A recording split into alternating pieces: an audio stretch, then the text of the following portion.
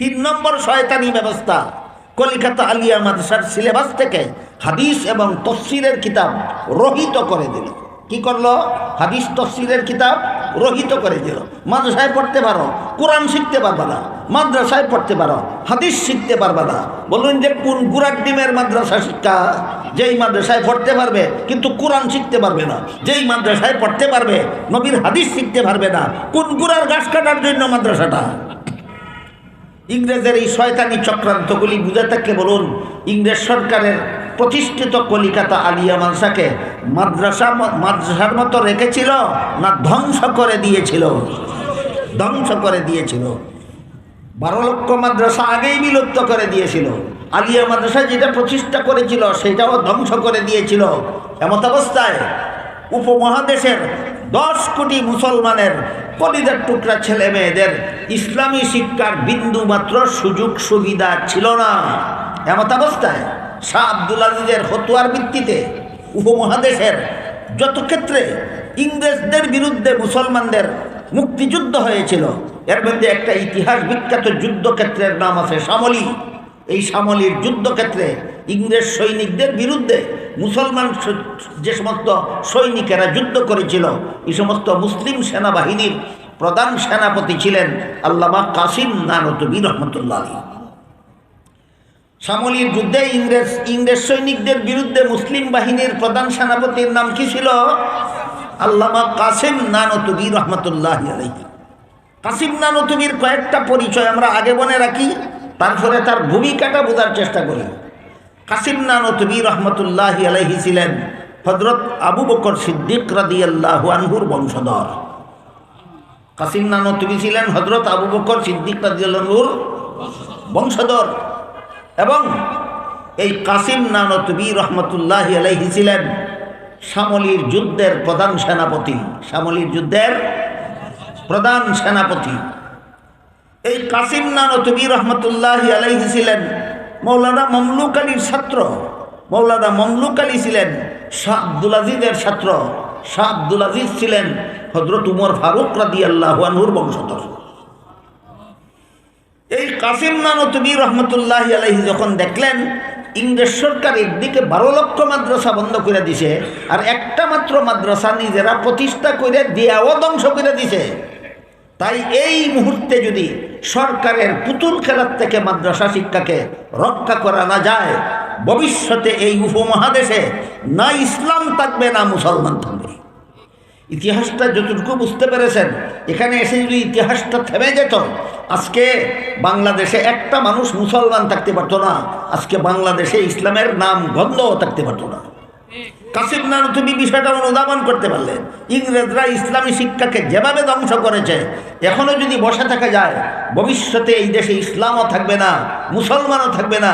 সুতরাং এই উপমহাদেশে ইসলামকে জীবিত রাখতে হইলে, মুসলমানের ভবিষ্যৎ প্রজন্মকে মুসলমান রাখতে হইলে সরকারের প্রভাবমুক্ত মাদ্রাসা শিক্ষা ব্যবস্থা চালু করা দরকার।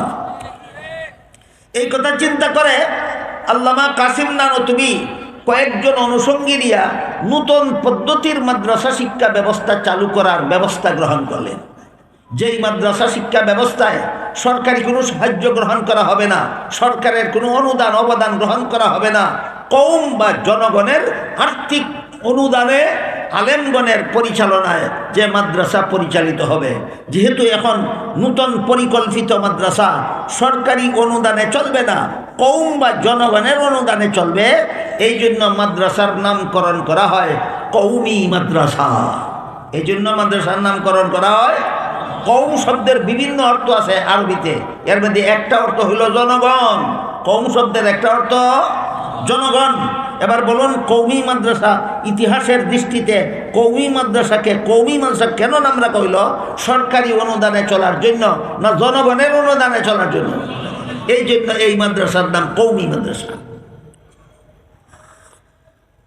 পরিকল্পনা গ্রহণ করলেন যাদেরকে নিয়ে, তাদের মধ্যে একজনের নাম ছিল মৌলানা রফিউদ্দিন রহমতুল্লাহ। মৌলানা রফিউদ্দিন স্বপ্নে দেখেন এখনো মাদ্রাসার ফাউন্ডেশন দেওয়া হয়নি, শুধু পরিকল্পনা গ্রহণ করা হয়েছে, ফাউন্ডেশন এখনো দেওয়া হয়নি। এমত অবস্থায় আল্লামা কাসিম নানতুবির অনুষঙ্গীদের মধ্যে মৌলানা রফিউদ্দিন স্বপ্নে দেখেন মুহাম্মাদুর রাসূলুল্লাহ সাল্লাল্লাহু আলাইহি ওয়াসাল্লাম বলতেছেন, তোমাদের পরিকল্পিত মাদ্রাসার ঘর আমার অঙ্কিত রেখায় রেখায় নির্মাণ করবা। এই বলে আল্লাহর রাসূল ভারতের উত্তরপ্রদেশের অন্তর্গত দেওবন নামক পল্লীর এক জায়গায় নিজের হাতের লাঠি মুবারক দ্বারা রেখা টেনে দিয়ে বললেন, তোমাদের পরিকল্পিত মাদ্রাসার ঘর আমার অঙ্কিত রেখায় রেখায় নির্মাণ করবা। এটা তো হলো স্বপ্নের কথা। ঘুম ভাঙ্গার পরে বাস্তবেও জমিনে রাসূলের হাতের লাঠি মুবারকের একে দেওয়ার রেখা পাওয়া গেল। সেই রেখায় রেখায় সর্বপ্রথম কৌমি মাদ্রাসা দারুল উলুম দেওবন মাদ্রাসার ঘর নির্মাণ করা হলো। ইংরেজরা 12 লক্ষ মাদ্রাসা বন্ধ করে দেওয়ার পরে ঘোষণা দিয়েছিল, লর্ড ম্যাকলে ছিল তার নাম, লর্ড ম্যাকলে ঘোষণা দিয়েছিল, আমরা উপমহাদেশে এমন শিক্ষা ব্যবস্থা চালু করব যে ব্যবস্থার মাধ্যমে লেখাপড়া করলে উপমহাদেশের বাসিন্দাদের বর্ণ ভিন্ন হতে পারে, পোশাক ভিন্ন হতে পারে, ভাষা ভিন্ন হতে পারে, কিন্তু এরা মনে মস্তিষ্কে হয়ে যাবে খ্রিস্টান। এই ছিল ইংরেজ সরকারের পরিকল্পনা।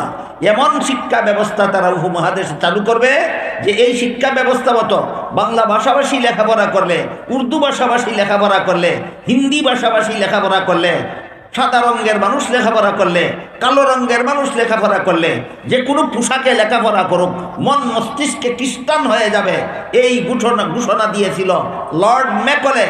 পক্ষান্তরে দারুল উলুম দেওবন মাদ্রাসা প্রতিষ্ঠার সময় আল্লামা কাসিম নানতুবি ঘোষণা দিয়েছিলেন, আমরা এই দেশে এমন শিক্ষা ব্যবস্থা চালু করব যার মাধ্যমে লেখাপড়া করলে এই দেশবাসীর ভাষা ভিন্ন ভিন্ন হতে পারে, বর্ণ ভিন্ন ভিন্ন হতে পারে, পোশাক ভিন্ন ভিন্ন হতে পারে, কিন্তু মনে মস্তিষ্ক হয়ে যাবে মুসলমান।